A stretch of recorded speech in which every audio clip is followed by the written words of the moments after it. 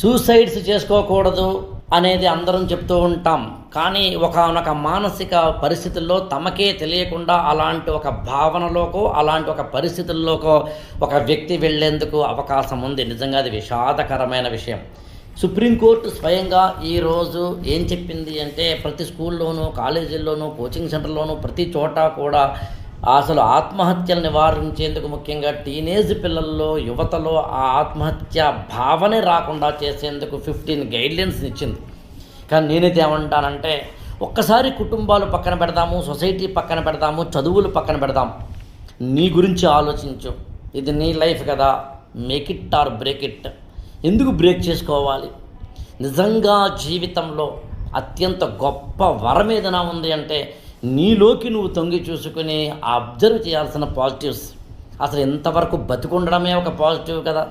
కాస్తో కూస్తో అందం ఇచ్చాడు, అది పాజిటివే కదా. కాస్తో కూస్తో ఆరోగ్యం ఇచ్చాడు, అది పాజిటివే కదా. కాస్తో కూస్తో ఫ్రెండ్ సర్కిల్ ఇచ్చాడు, అది పాజిటివే కదా.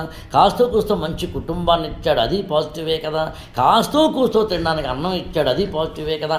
ఇలా మనలోకి మనము తొంగి చూసుకొని మన జీవితంలో ఉన్న పాజిటివ్ పాయింట్స్ అన్నింటిని ఐడెంటిఫై చేసుకుని మనం ఏ విధంగా జీవితంలో ముందుకు వెళ్ళాలి అని ఆలోచించాలి తప్ప ప్రతిదానికి నాకు ఇది లేదు, అది లేదు, ఎన్ని ఉన్నా సరే కొంతమంది ఎప్పుడు డల్గా ఏడుస్తూ నాకు ఇది లేదు, నా బతికింతే, నువ్వే నీ మీదనే అంతలాగా నెగిటివిటీని ఏర్పరచుకుంటే ఎట్లా?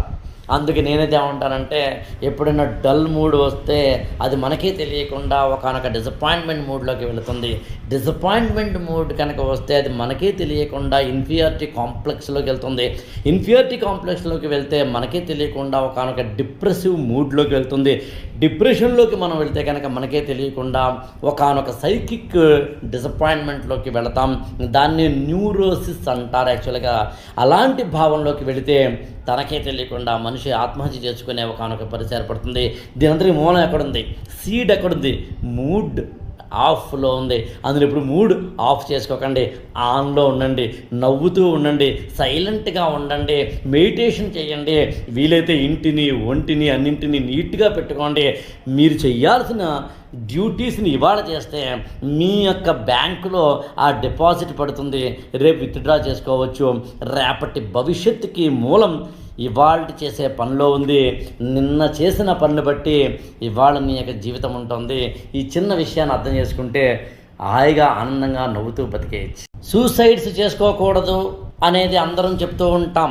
కానీ ఒకానొక మానసిక పరిస్థితుల్లో తమకే తెలియకుండా